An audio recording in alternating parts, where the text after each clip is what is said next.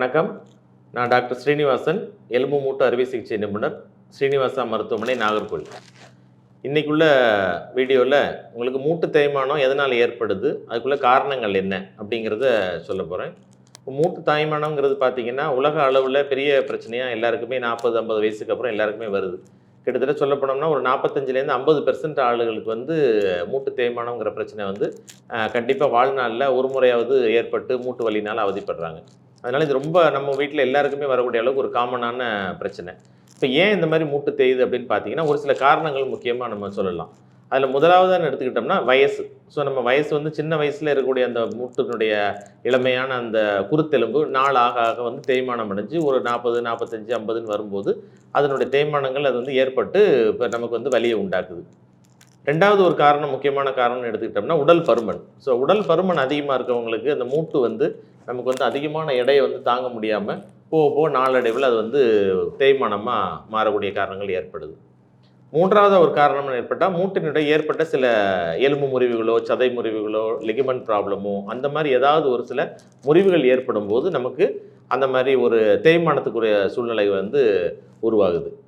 அதுக்கு அடுத்த காரணம்னு பார்த்தீங்கன்னா சின்ன வயசுலேருந்து நம்ம பிறவியிலேருந்தோ அதுக்கு பிறகோ காலினுடைய வளைவு, சில பேருக்கு உள்பக்கமாக கால் வளைஞ்சிருக்கும், சில பேருக்கு வெளிப்பக்கமாக கால் வளைஞ்சிருக்கும்.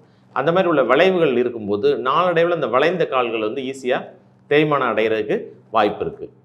இன்னொரு காரணம்னு பார்த்தீங்கன்னா நம்மளுடைய ஜெனட்டிக்ஸ், அதாவது நம்ம பாரம்பரியம், நம்முடைய அம்மா அப்பாவுக்கு மூட்டு தேய்மானம் ஏற்படும்னா நமக்கு வர்றதுக்கு வாய்ப்புகள் இருக்குது. தாத்தா பாட்டிக்கு இருந்தோம்னா நமக்கு வர்றதுக்கு வாய்ப்பு இருக்குது. இந்த மாதிரி ஒரு ஜெனட்டிக் ப்ரீடிஸ்பொசிஷன் நமக்கு இருந்துச்சுனாலும் மூட்டு தேய்வுக்கான காரணமாக அது அமையுது.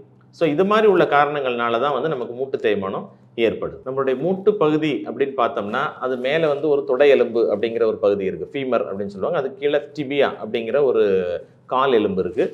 நம்ம ரெண்டுக்கும் இடையில பெட்டல்லா அப்படிங்கிற நீ கேப், சிரட்டை எலும்பு அப்படின்னு சொல்லுவாங்க. நம்ம மடக்கி நீட்டும் போது நமக்கு அது ஏற்படக்கூடிய அந்த ஒரு சிரட்டை எலும்புக்கு பேர் தான் பெட்டல்லா. ஸோ மெயினாக இந்த ஒரு 3 எலும்புகள் தான் நம்மளோட மூட்டுக்கு பலத்துக்காக நமக்கு ஏற்படுத்தப்பட்டிருக்கு. அப்போ இந்த மூட்டு தேய்மானத்தில் என்ன ஏற்படுது அப்படின்னு பார்த்தோம்னா முக்கியமாக அந்த மூட்டினுடைய பகுதியில் இருக்கக்கூடிய கார்ட்லேஜ், இந்த ப்ளூ கலரில் தெரியுது இல்லையா, இதுக்கு பேர் கார்ட்லேஜ், அதாவது குருத்தெலும்பு. அது நம்ம ஒரு 10 வயசு, 15, 20, 30 வயசில் அந்த குருத்தெலும்புகள் இளமையாக நிறைய நீர் பற்றோட நல்ல வலுவழுப்பான தன்மையோடு இருக்கும். அதே இது ஒரு 40 வயசு அப்படி ஆகும்போது அதனுடைய நீர் சத்துகள் குறைஞ்சி போய் அதனுடைய சத்துகள் போய் அதில் கிராக் விழ ஆரம்பிக்கும், சின்ன ஃபிஷர்ஸ் மாதிரி. அப்போ அந்த மாதிரி ஒரு கிராக் வரும்போது இந்த சின்ன சின்ன டேமேஜஸ் அதில் தெரியுது. அப்போ அந்த டேமேஜ் கொஞ்சம் கொஞ்சமாக பெருசாகி உள்ளே இருக்கக்கூடிய எலும்பு வரைக்கும் அந்த டேமேஜ் போகலாம். ஸோ இந்த மாதிரி பண்ணும்போது தான் அந்த ஆஸ்டியோ ஆர்த்ரைட்டிஸ் அப்படிங்கிற ஒரு மூட்டு தேய்மானம் ஒவ்வொரு ஸ்டேஜாக கடந்து போகுது. அப்போ முதல்ல சாதாரணமான லெவலில் இருக்கும், அதுக்கடுத்தது கொஞ்சம் கூடுதலாகவும், அதுக்கடுத்து கொஞ்சம் அதிகமான அளவு பாதிப்பு ஏற்படுது. இந்த ஸ்டேஜ் 1, 2, 3, 4 அப்படின்னு சொல்லி நம்ம ஜென்ரலாக சொல்லுவோம். அப்போ லேசான ஸ்டேஜ்லேயே அதை நம்ம கவனித்தோம்னா நமக்கு அந்த வலி இதுலேருந்து சீக்கிரமாக விடுபட முடியும். அடுத்தடுத்த ஸ்டேஜுக்கு போகும்போது அதனுடைய பிரச்சனைகள் அதிகமாகும். இப்படிப்பட்ட மூட்டு தேய்மானம் ஏற்படும் போது எங்களுக்கு என்ன மாதிரியான பிரச்சனை வருது அப்படிங்கிறத மக்கள் கேட்குறாங்க. இப்போ மூட்டு தேய்மானத்துடைய முதல் சிம்டம் அப்படின்னு பார்த்தீங்கன்னா வலி. ஸோ அப்போ வலி எப்போ வரும்? நம்ம ஒரு மாடிப்படி ஏறி இறங்க முடியல, தூரமாக எங்கேயும் நடந்து போக முடியல, கஷ்டமான சில வேலைகள் செஞ்சால் மூட்டு வலிக்குது அப்படிங்கிறது ஒரு ஆரம்ப ஸ்டேஜில் இருக்கக்கூடிய ஒரு சிம்டம்ஸாக இருக்கும் வலி.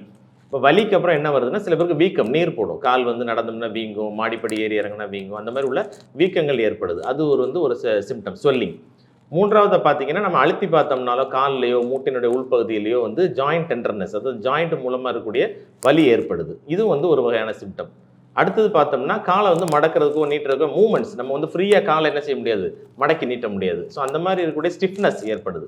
சில பேருக்கு பாத்ரூமில் உட்காந்து எந்திரிக்கிறது கஷ்டமாக இருக்கும், ஒரு சேர்லேருந்து எந்திரிச்சு நடந்து போகிறது கஷ்டமாக இருக்கும். இந்த மாதிரி உள்ள ஸ்டிஃப்னஸ் சில பேருக்கு பிரச்சனையாக இருக்குது.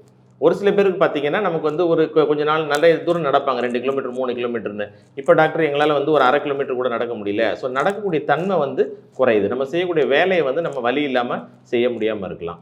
இதே ஸ்டேஜ் கொஞ்சம் கூட நம்ம தள்ளி போகும்போது நாளடைந்த நோயாளிகள் எப்படி இருக்குன்னு பார்த்தீங்கன்னா கால் வளைவு ஏற்படுது, டிஃபார்மிட்டி, வேரஸ் டிஃபார்மிட்டி, வேல்கஸ் டிஃபார்மிட்டி அப்படின்னு சொல்கிறோம். அப்போ நம்ம கால் உள்பக்கமாகவோ வெளிப்பக்கமாகவோ வளையிறதுக்கு வாய்ப்பு இருக்குது. ஸோ இந்த மாதிரி உள்ள சிம்டம்ஸ், வலி, வீக்கங்கள், டெண்டர்னஸ், ஜாயிண்டில் வரக்கூடிய டிஃபார்மிட்டி, ஸ்டிஃப்னஸ், இது எல்லாம் தான் நம்மளுடைய மூட்டு தேய்மானத்தை நம்மளுடைய அறிகுறியாக வருது. ஸோ இந்த அறிகுறியெல்லாம் ஆரம்ப ஸ்டேஜில் இருக்கும்போது நமக்கு அதுக்கு ட்ரீட்மெண்ட் எடுத்துக்கிட்டோம்னா லேசான சிகிச்சையிலே அதை நம்ம குணப்படுத்த முடியும்.